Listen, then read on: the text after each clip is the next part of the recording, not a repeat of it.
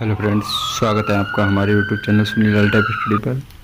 जैसा कि ये एसएससी जीडी के लिए वीडियो है और ये मैं यहाँ पर वीडियो पूरी यहाँ पर भारत के प्रमुख गवर्नर जनरल के बारे में बात करूँगा।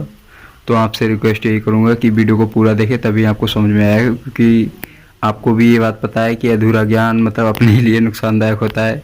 अधूरा ज्ञान किसी चीज़ का भी हो वो बेकार ही रहता है, इसलिए वीडियो को पूरा देखें, तभी कुछ ना कुछ समझ में आएगा और ये नॉलेज आपके काम आएगी। तो शुरू करते हैं वीडियो बिना टाइम वेस्ट किए।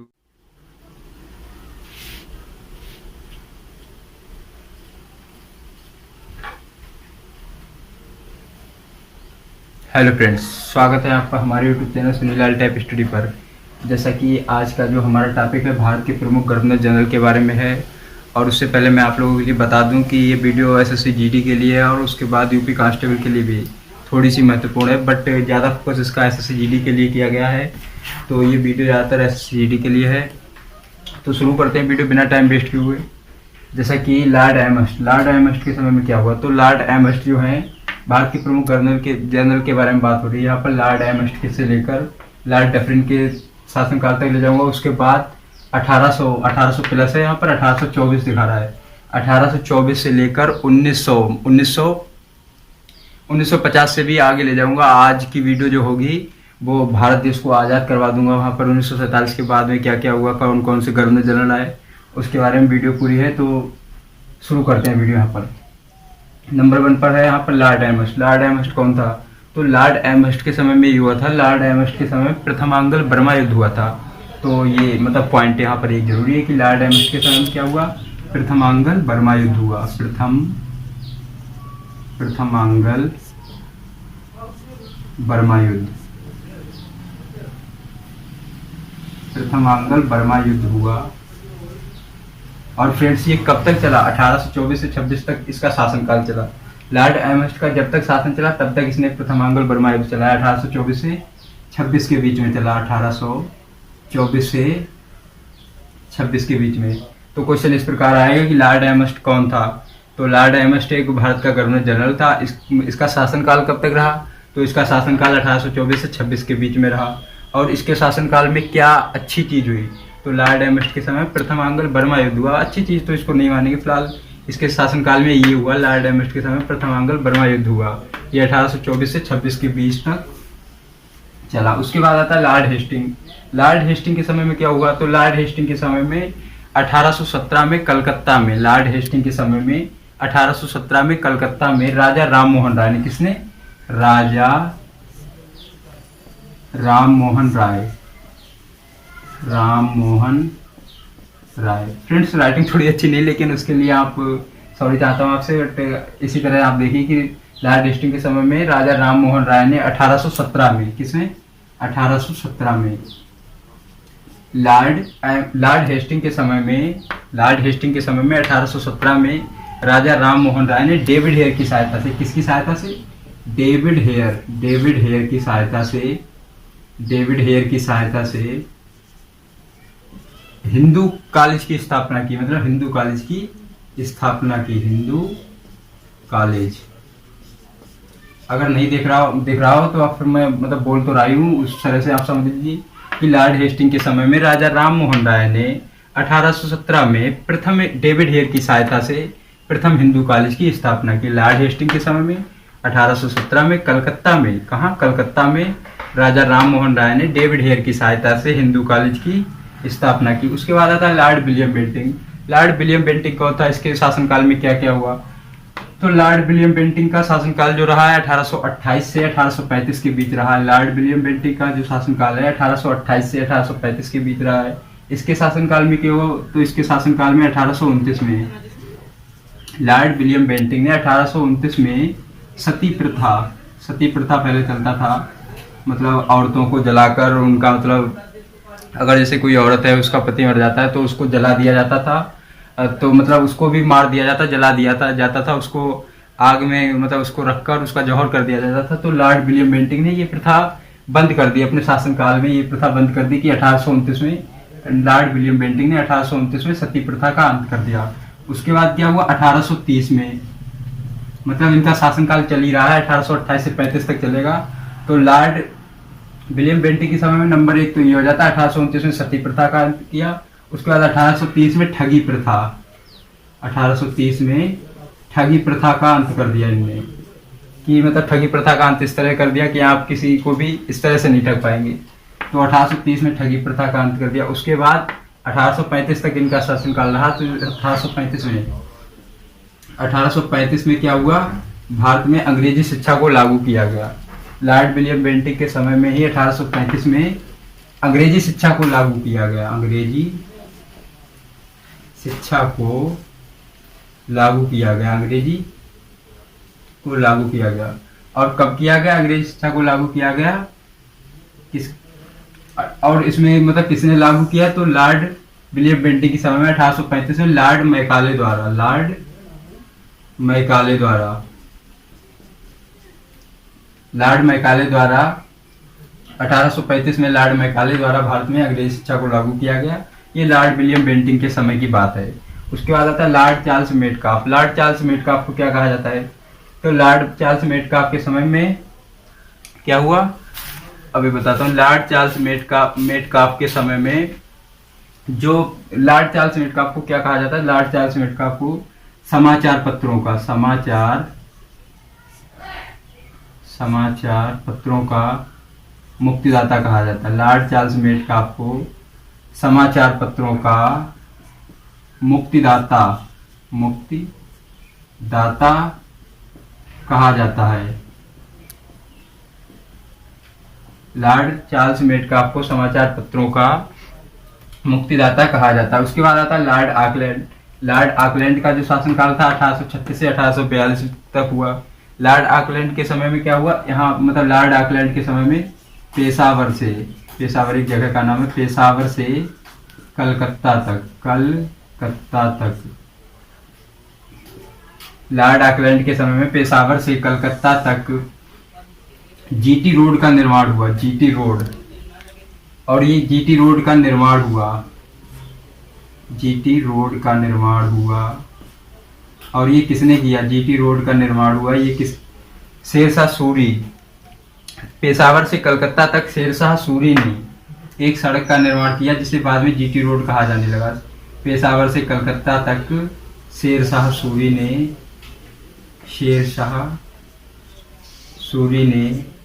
पेशावर से कलकत्ता तक शेरशाह सूरी ने एक सड़क का निर्माण किया, एक सड़क का या रोड का निर्माण किया जिसे बाद में जीटी रोड कहा जाने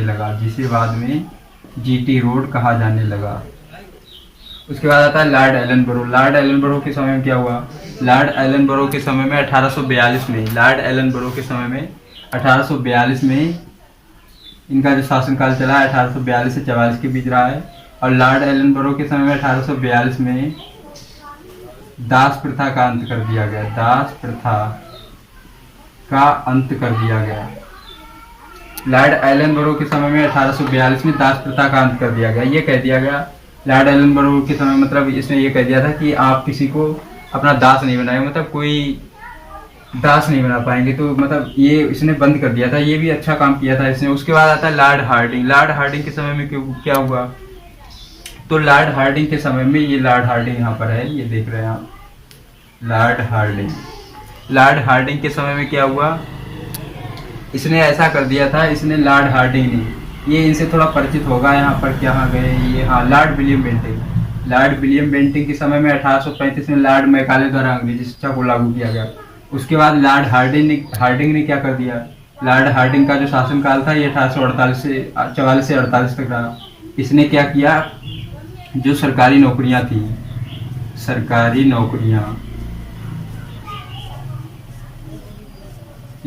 नौकरियों में अंग्रेजी शिक्षा को लागू कर दिया। लॉर्ड हार्डिंग ने अंग्रेजी शिक्षा को लागू कर दिया, सरकारी नौकरियों में अंग्रेजी शिक्षा को लागू कर दिया।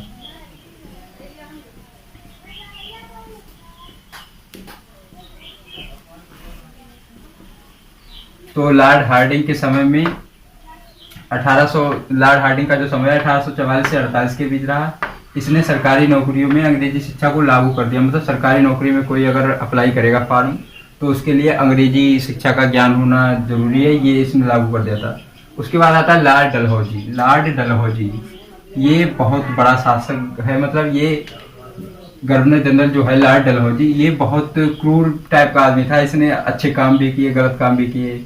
इसने, ये लॉर्ड डलहौजी ऐसा था, इसका मतलब पूरी कहानी मैंने पढ़ी थी ध्यान से, तो उसमें बताया था कि लॉर्ड डलहौजी ने हड़प नीति को लागू किया। लॉर्ड डलहौजी जो था, इसने हड़प नीति को लागू किया। यह उन राज्यों को हड़प लेता था, मतलब ऐसे राज्यों को हड़प लेता था जिनका कोई बारिश नहीं होता। बारिश आप लोग समझ ही रहे, जिसका कोई बारिश नहीं होता, मतलब कोई संतान जिसके नहीं होती थी, उस संपत्ति को ये लॉर्ड डलहौजी हड़प लेता था, अपने मतलब अंडर में कर लेता था। तो लॉर्ड डलहौजी का जो शासनकाल है 1848 से 1856 के बीच में रहा, और लॉर्ड डलहौजी ने हड़प नीति को लागू किया। लॉर्ड डलहौजी ने हड़प नीति को लागू किया। हड़प नीति, लॉर्ड डलहौजी ने हड़प नीति को लागू किया। लॉर्ड डलहौजी ने हड़प नीति को लागू किया। यह उन राज्यों को हड़प लेता था जिनका कोई बारिश नहीं होता था। इसने सबसे पहले 1848 में लॉर्ड डलहौजी ने हड़प नीति को लागू किया। यह उन राज्यों को हड़प लेता था जिनका कोई बारिश नहीं होता था। इसने सबसे पहले 1948 में सतारा को हड़पा। सतारा एक जगह की नाम है, तो इसने 1848 में, यह इसने मतलब 1848 में सतारा को हड़प लिया। लॉर्ड जो डलहौजी था, इसने 1848 में सतारा को हड़प लिया। उसके बाद 1853 में इसके मतलब शासनकाल में अच्छा काम भी हुआ। 1853 में इसके शासन में अच्छा काम ये हुआ कि लॉर्ड डलहौजी ने हड़प नीति को लागू किया था। 1948 में इसने सतारा को हड़प लिया। 1853 में इसके समय में पहली बार भारत में रेल लाइन की शुरुआत हुई। रेल लाइन की शुरुआत हुई। इसके समय में पहली बार, लॉर्ड डलहौजी के समय में पहली बार 1853 में पहली बार भारत में रेल लाइन की शुरुआत हुई, या फिर ये कह लीजिए कि 1853 में लॉर्ड डलहौजी के समय पहली बार 1853 में मुंबई से थाने बोला जाता है इसको, थाने के बीच ट्रेन चली।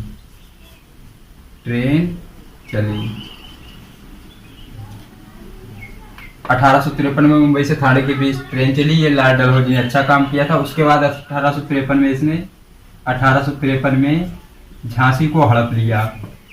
1853 में इसने झांसी को हड़प लिया था, मतलब झांसी की रानी लक्ष्मीबाई के, मतलब उसको इसने हड़प लिया था। उसके बाद इसने क्या किया, 1853 में झांसी को हड़पने के बाद 1856 में, क्योंकि इसका अभी शासनकाल चल ही रहा है, 1856 तक चला। इसने 1856 में क्या किया, 1856 में तुशासन का आरोप लगाकर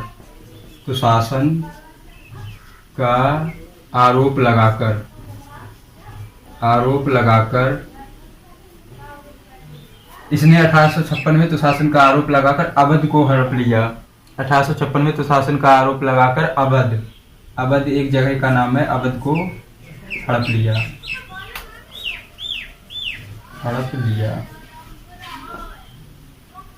ये इतना इसने काम किया। 1856 में तुशासन का आरोप लगाकर अवध को हड़प लिया। और इसके समय में पहली बार, लॉर्ड डलहौजी के समय में ही पहली बार भारत में जो थी, क्या हुआ, भारत में सिविल सेवा, यूपीएससी लिख देता हूं मैं यहाँ पर, यूपीएससी, भारत में सिविल सेवा का आयोजन हुआ।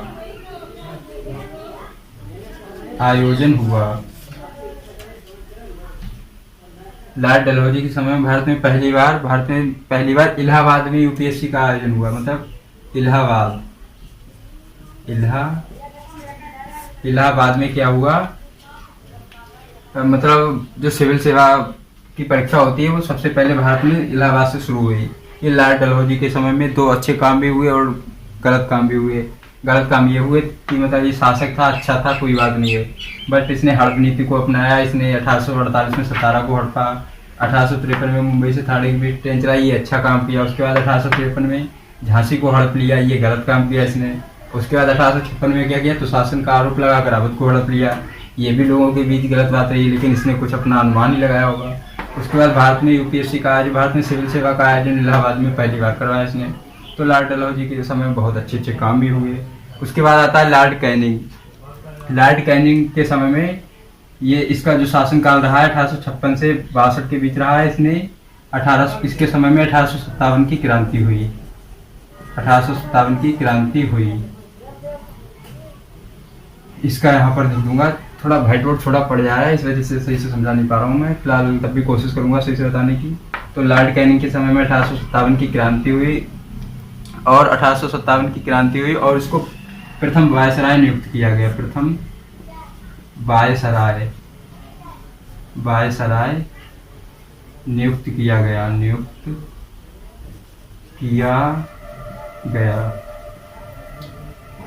लॉर्ड कैनिंग के समय में 1857 की क्रांति हुई और इसी क्रांति में इसको प्रथम वायसराय नियुक्त किया गया। उसके बाद आता है लॉर्ड एल्गिन।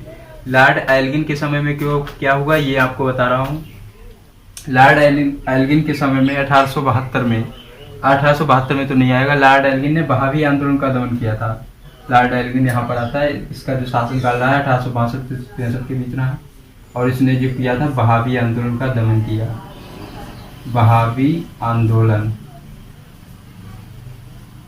लॉर्ड एल्गिन ने बहावी आंदोलन का दमन किया। उसके बाद आता है लॉर्ड मेयो। लॉर्ड मेयो क्या कौन था? तो लॉर्ड मेयो जो था इसको मतलब जेलर मान लीजिए, जेलर था ये। लॉर्ड मेयो एक जेलर था। और लॉर्ड मेयो की हत्या कहाँ हुई थी? लॉर्ड मेयो की जो हत्या है वो लॉर्ड मेयो के समय में पहली बार क्या हुआ ये देख लेते हैं। लॉर्ड मेयो का जो शासनकाल है ये मैंने नहीं लिखा है यहाँ पर भी, मतलब कुछ कंफ्यूजिंग है, लेकिन मैं सही से आपको बताने की कोशिश करूंगा कि लॉर्ड मेयो के समय में क्या हुआ। तो लॉर्ड मेयो के समय में 1872 में पहली बार भारत में जनगणना हुई। लॉर्ड मेयो के समय में 1872 में फर्स्ट जनगणना मान लीजिए,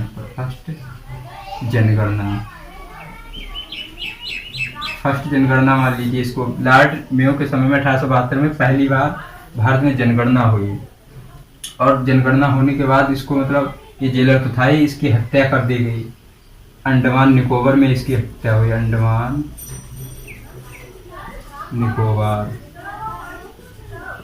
निकोबार में एक कैदी पठान द्वारा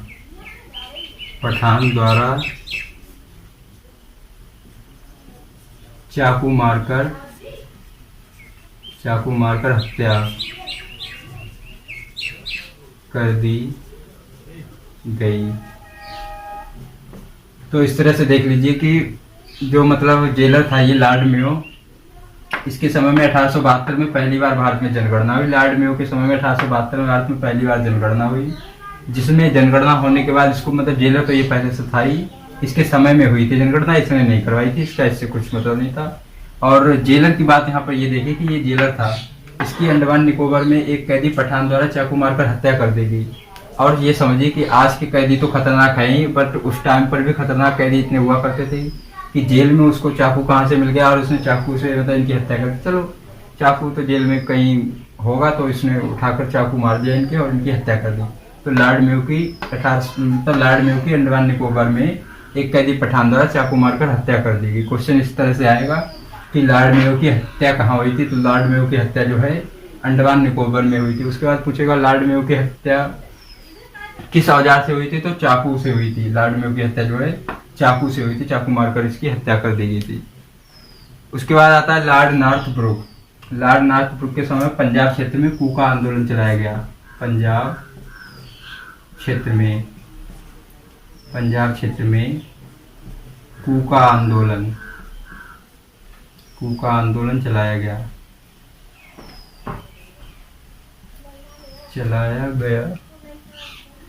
लॉर्ड नॉर्थब्रुक के समय में पंजाब क्षेत्र में कूका आंदोलन चलाया गया। उसके बाद आता है लॉर्ड लिटन। लॉर्ड लिटन के समय में क्या हुआ? तो लॉर्ड लिटन था, इसका जो शासनकाल रहा है 1876 से 80 के बीच में रहा है। लॉर्ड लिटन के समय में 1877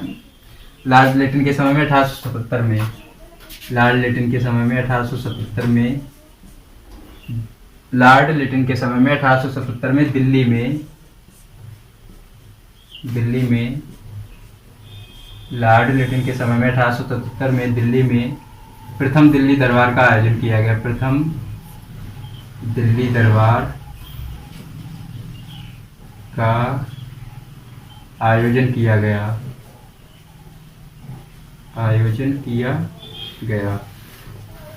तो इसको भी पूरा डिटेल में बता देता हूँ। लॉर्ड लिटिन को कौन था? लॉर्ड लिटिन का जो शासनकाल रहा है 1876 से 80 के बीच में रहा है। लॉर्ड लिटिन के समय में 1877 में प्रथम दिल्ली दरबार का आयोजन किया गया। लॉर्ड लिटिन के समय में 1877 में प्रथम दिल्ली दरबार का आयोजन किया गया। दिल्ली दरबार का आयोजन लॉर्ड लिटिन ने किया था और 1877 में दिल्ली दरबार का आयोजन किया गया।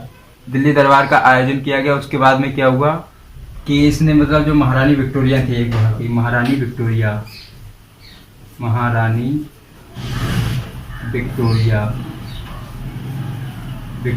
को केसर ए हिंद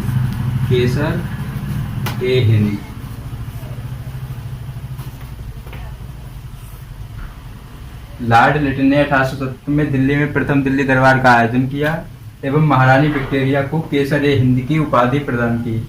मतलब लॉर्ड लिटिन ने क्या किया? 1877 में दिल्ली में प्रथम दिल्ली दरबार का आयोजन किया और महारानी विक्टोरिया जो थी इनको केसर ए हिंद की उपाधि दी। जैसा कि आप समझ ही लीजिए, जैसे लड़कियां होती हैं उनसे अगर आप कुछ कह दो कि मतलब तुम बहुत अच्छी लगती हो या कुछ मतलब कह दो तो वो बहुत खुश हो जाती थी। इसी तरह से ये लॉर्ड लिटिन था, ये चालू था थोड़ा। इसने सोचा कि मैं इनको मतलब केसर ए हिंद की उपाधि दूं, मतलब इनसे कुछ ऐसी बात कह दूं जिनसे ये खुश हो जाएं और मुझे भी अपने मतलब शासनकाल में रख लें, मतलब कुछ बना दें, अच्छी एक पोस्ट पर पहुंचा दें। तो इसलिए इन्होंने इसे ऐसे कर दिया था। तो इसने मतलब महारानी विक्टोरिया के बारे में ये कहा था केसर ए हिंद की इनको उपाधि दी थी। और हाँ, ये बता देता हूँ, लॉर्ड लिटिन ने 1877 में दिल्ली में प्रथम दिल्ली दरबार का आयोजन किया और महारानी विक्टोरिया को केसर ए हिंद की उपाधि दी। उसके बाद आता है लॉर्ड डफरिन। लॉर्ड डफरिन का जो शासनकाल है 1880 से 84 के बीच में रहा है। लॉर्ड रिपन के समय में 1881 से भारत में जनगणना होना शुरू हो गई थी। लॉर्ड रिपन के समय में 1881 से भारत में नियमित जनगणना होना शुरू हो गई थी। इसके बाद आता है लॉर्ड डफरिन। लॉर्ड डफरिन का जो शासनकाल रहा है 1884 से 88 के बीच में रहा है। लॉर्ड डफरिन के समय में 1884 से 88 तक तो इसका शासनकाल रहा है। इसने अपने शासनकाल में क्या किया? 1885 में लॉर्ड डफरिन के समय में 1885 में इसने कांग्रेस की स्थापना की। कांग्रेस की स्थापना की। लॉर्ड डफरिन के समय में 1885 में कांग्रेस की स्थापना हुई। और कब हुई? मतलब कांग्रेस की स्थापना इसने की थी लॉर्ड डफरिन ने, और इसके जो अध्यक्ष इसने बनाए थे वो WC।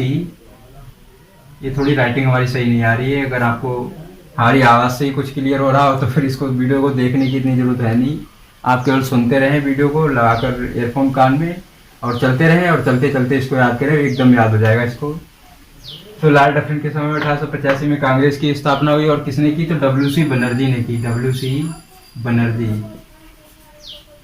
लॉर्ड डफरिन के समय में 1885 में कांग्रेस की स्थापना हुई और WC बनर्जी ने इसकी स्थापना की। तो फ्रेंड्स, ये आज मैं थोड़ी टॉपिक मतलब फ्रेंड्स जैसा कि यहाँ पर है लॉर्ड लैंसडाउन। तो लॉर्ड लैंसडाउन का ये जो शासनकाल रहा है, इनका समय 1888 से 1894 तक रहा है। इनके समय में क्या हुआ? तो 1891 में लॉर्ड लैंसडाउन के समय में 1891 में द्वितीय कारखाना अधिनियम पारित हुआ। मतलब ये लागू हुआ 1991 से, मतलब शुरू हुआ इसको। और मतलब 1891 में द्वितीय कारखाना अधिनियम चालू हुआ। उसके बाद में 1991 में शादी की उम्र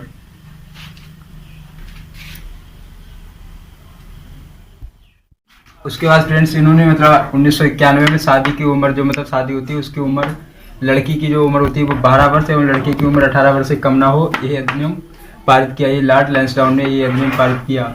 उसके बाद आता है लॉर्ड एल्गिन द्वितीय। इनका जो शासनकाल रहा है 1894 से 1898 रहा है। लॉर्ड एल्गिन द्वितीय को मतलब लॉर्ड एल्गिन द्वितीय ने ये बात कही थी कि भारत को तलवार के बल पर जीता गया है। लॉर्ड एल्गिन द्वितीय का जो शासनकाल रहा है 1894 से 1898 के बीच में रहा है। और इन्होंने ये कहा था कि भारत जो देश है अपना, भारत को तलवार के बल पर जीता गया है। उसके बाद आता है लॉर्ड कर्जन। लॉर्ड कर्जन इनका जो शासनकाल रहा है 1899 से 1905 के बीच में रहा है। लॉर्ड कर्जन को गोपाल कृष्ण गोखले ने भारत का औरंगजेब कहा। लॉर्ड कर्जन को गोपाल कृष्ण गोखले ने भारत का औरंगजेब कहा। फ्रेंड्स, जैसा कि मैं बता दूं यहाँ पर, ये लॉर्ड कर्जन का जो शासनकाल है 1899 से 1905 तक है। एसएससी जीडी में 1905 तक ही मतलब जो गवर्नर जनरल है उसके बारे में पूछा जाता है। बट मैं आपको 2-4 आगे भी बता देता हूँ जो फायदा ही देंगे, आपके लिए कोई नुकसान नहीं देगा, मतलब कोई से घाटा नहीं होगा, आपका लाभ ही होगा। तो लॉर्ड कर्जन को गोपाल कृष्ण गोखले ने भारत का औरंगजेब कहा। उसके बाद आता है लॉर्ड मिंटो द्वितीय। लॉर्ड मिंटो द्वितीय का जो शासनकाल रहा है 1905 से 1910 के बीच में रहा है। इनके शासनकाल में 1901 में सिंचाई सुधार आंदोलन शुरू हुआ। मतलब लॉर्ड मिंटो द्वितीय के समय में 1901 में सिंचाई में सुधार आया। उसके बाद में 1902 में पुलिस आयोग का गठन हुआ। 1902 में पुलिस आयोग का गठन हुआ। उसके बाद में 1905 में बंगाल विभाजन कर दिया। लॉर्ड मिंटो द्वितीय के समय में ही 1905 में बंगाल का विभाजन कर दिया गया। बंगाल का विभाजन इस तरह कर दिया गया कि बंगाल के जो लोग थे वो अपने लिए मतलब अलग राज्य बनाना चाहते थे, इसलिए इसको बंगाल का ये मतलब विभाजन कर दिया गया, बंगाल का विभाजन कर दिया गया। उसके बाद लॉर्ड मिंटो द्वितीय के समय में ही 1908 में भारत के सबसे कम उम्र के युवा क्रांतिकारी खुदीराम बोस को फांसी दी गई। खुदीराम बोस नाम आपने सुना ही होगा, खुदीराम बोस। तो खुदीराम बोस के साथ क्या किया गया? फांसी दी गई इनको। क्रांतिकारी थे ये हमारे देश के बहुत प्रसिद्ध। तो 1908 में लॉर्ड मिंटो द्वितीय के समय में ही 1908 में भारत के सबसे युवा क्रांतिकारी खुदीराम बोस को फांसी दी गई। उसके बाद में आज़ाद हिंद फौज की स्थापना रास बिहारी घोष ने की। आज़ाद हिंद फौज की स्थापना रास बिहारी घोष ने की। इनका कहीं कहीं पर नाम रास बिहारी बोस भी दिखाता है, बट यहाँ पर रास बिहारी घोष है। कुछ किताबों में रास बिहारी घोष और कुछ में रास बिहारी बोस भी दिया है, तो इससे आप कंफ्यूजिंग ना हो। तो लॉर्ड मिंटो द्वितीय के बारे में ये हो गया। उसके बाद आता है लॉर्ड हार्डिंग द्वितीय। लॉर्ड हार्डिंग द्वितीय के समय में क्या हुआ? तो इनका जो शासनकाल है 1910 से 1916 के बीच में रहा। इनके शासनकाल में 1911 में जॉर्ज पंचम के स्वागत में, लॉर्ड हार्डिंग द्वितीय के समय में मतलब इनके शासनकाल में 1911 में जॉर्ज पंचम के स्वागत में दिल्ली दरबार का आयोजन किया गया। 1911 में जॉर्ज पंचम के स्वागत में दिल्ली दरबार का आयोजन किया गया। 1912 में दिल्ली की स्थापना आनंगपाल तोगरे ने की। जो अपना देश वो मतलब राज्य है दिल्ली, भारत की राजधानी है यार, दिल्ली में गड़बड़ बोल गया। यहाँ पर जो 1912 में दिल्ली की स्थापना है ये आनंगपाल तोगरे ने की और भारत की राजधानी है नई दिल्ली। इसकी स्थापना कब हुई? तो आप देख लीजिए 1912 में हुई।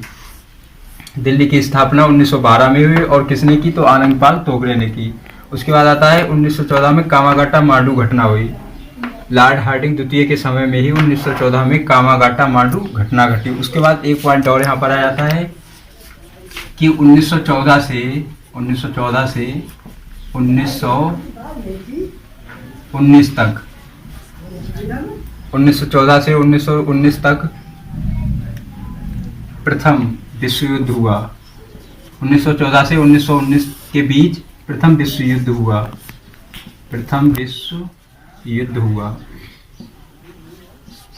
1914 से 1919 के बीच में प्रथम विश्व युद्ध हुआ और उसके बाद 1939 से 1945 के बीच में द्वितीय विश्व युद्ध हुआ। द्वितीय विश्व युद्ध हुआ। 1914 से 1919 तक प्रथम विश्व युद्ध हुआ। उसके बाद 1939 से 1945 के बीच में द्वितीय विश्व युद्ध हुआ। उसके बाद में जो मतलब 1947 इसके बाद की मैं अभी यहाँ पर बता नहीं पा रहा हूँ क्योंकि ये थोड़ा टाइम बचा है कम, तो मैं उसके बारे में आगे वीडियो में बताऊँगा। बट यहाँ पर आपको एक बात बता देता हूँ कि 1947 में जो मतलब अपना भारत देश है वो आज़ाद हो गया। आज़ाद के समय जो भारत के गवर्नर जनरल थे वो लॉर्ड माउंटबेटन थे। लॉर्ड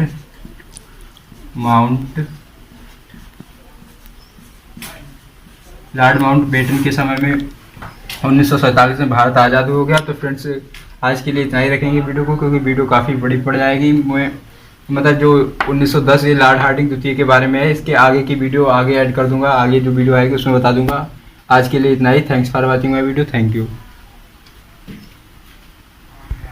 जैसा कि फ्रेंड्स यहाँ पर हम विभिन्न कृषि कृतियों के बारे में बात करेंगे। जैसे कि नंबर 1 है यहाँ पर हरित क्रांति। हरित क्रांति का संबंध है खाद्यान्न उत्पादन से। और उसके बाद नंबर 2 है श्वेत क्रांति। श्वेत क्रांति का संबंध है दुग्ध उत्पादन से। उसके बाद नंबर 3 नीली क्रांति। नीली क्रांति का संबंध है मत्स्य उत्पादन यानी मछली उत्पादन से। ग्रे क्रांति। ग्रे क्रांति मतलब उर्वरक उत्पादन। भूरी क्रांति मतलब चमड़ा उत्पादन। रजत क्रांति मतलब अंडा उत्पादन या कुक्कुट उत्पादन। पीली क्रांति मतलब तिलहन उत्पादन या सरसों उत्पादन। कृष्ण क्रांति मतलब बायोडीजल या एथेनॉल उत्पादन। लाल क्रांति मतलब टमाटर या मांस या मछली उत्पादन। गुलाबी क्रांति मतलब झींगा या मछली उत्पादन। उसके बाद सुनहरी क्रांति बागवानी उत्पादन। अमृत क्रांति नदी जोड़ो परियोजना क्रांति। इंद्रधनुषीय क्रांति सभी क्षेत्रों में उत्पादन में वृद्धि। बादामी क्रांति मसाला उत्पादन। फ्रेंड्स, अगर वीडियो अच्छी लगी हो तो इसको लाइक कर दें और दोस्तों के साथ शेयर कर दें। और अगर मेरे चैनल को सब्सक्राइब नहीं किया तो चैनल को सब्सक्राइब कर दें।